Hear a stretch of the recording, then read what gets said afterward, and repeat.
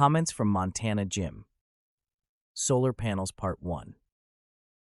We had a really good discussion on Sunday, January 25th about solar panels, which generated a lot of comments and questions, so I thought I would address them.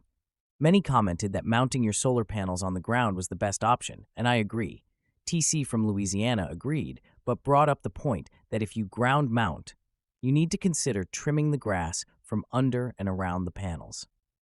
He's on a farm and uses sheep to keep the vegetation down, and cautioned about using lawn mowers or weed whackers near the panels, as you might damage the panel or its wiring. I mentioned you could also ground mount them on a cement slab or on wooden pallets to mitigate the need for this. I cautioned everyone that the solar panels do not have an off switch, so they will continue to produce electricity as long as the sun is out. The only true way to turn off a solar panel is to cover it so the sun cannot hit it.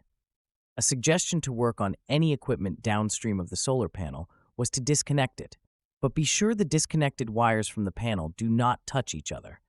This is why using connectors helps eliminate this wire shorting issue.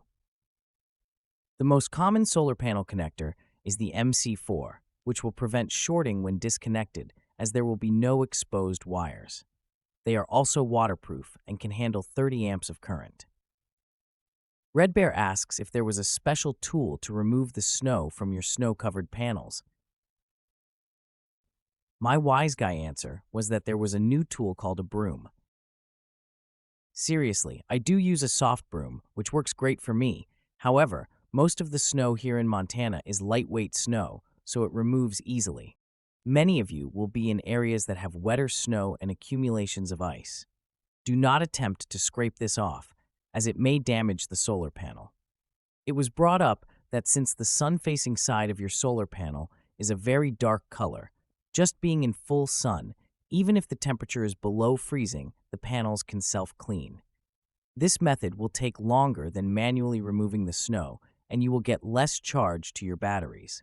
This is one of the reasons to have battery storage that can last you at least 3 days to help mitigate not having optimal charging every day. The next question was, can you mount the solar panels outside in front of a window?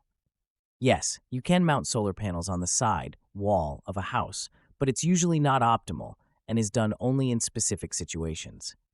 Here's the practical breakdown. Structural feasibility first. The wall needs to be load-bearing, proper anchoring is being used, and wind load and uplift are engineered correctly. Then there's the energy performance. With vertical mounting, the solar panel has a low solar incidence angle, seasonal shading problems, and reduced daily irradiance capture. Most importantly, vertical wall mounting will average 30 to 50% less output than optimally tilted roof ground systems. The only way to overcome this would be to install 3 to 4 times the number of panels over a correctly angled set. Finally, Big Daddy Dave asked, could you start with a smaller system and later make it bigger, and would you need to purchase new equipment? First, yes, you can have a smaller system in the beginning, and then, as you need more power, you can expand it. This is exactly what I did. I started with 3 95 amp-hour 24-volt batteries. I then upgraded the 95 amp-hour batteries with 280 amp-hour batteries. I then had 95 amp-hour extra cells, which I made into many 12-volt portable batteries. Finally, I added 6 more sets of 280 amp-hour batteries for a total of 9 batteries. To answer the second part of the question, I didn't have to purchase new charge controllers, as the first one I got was much larger than what I needed in the beginning. This allowed me to expand the number of solar panels without having to discard a smaller charge control and purchase a larger and more expensive charge control. When designing your system, try to think ahead and guess how your system might grow, and get equipment in the beginning that will allow you to expand your system without having to replace expensive components. This approach will save you a lot of time and money in the future at a smaller added cost in the beginning. After the net was over, a few of us continued with this subject. TC wanted to know, will a solar flare harm a solar panel? Under most conditions, no. However, any electronic equipment the panel is connected to could be damaged by a solar flare. This is one reason to have an extra charge control and extra protective equipment, so if something fails, you can quickly replace it and get up and running. In fact, you should also have extra compatible solar panels to either replace damaged ones or expand your solar array.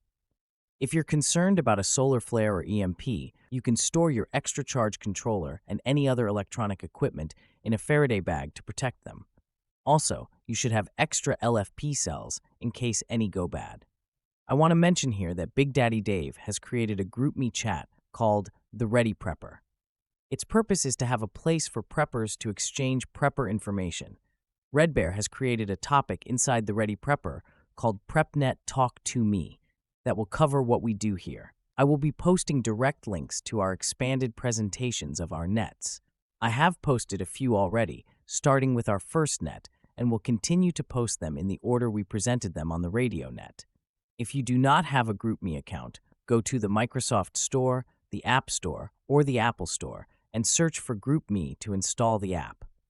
After creating an account, search for The Ready Prepper and join us.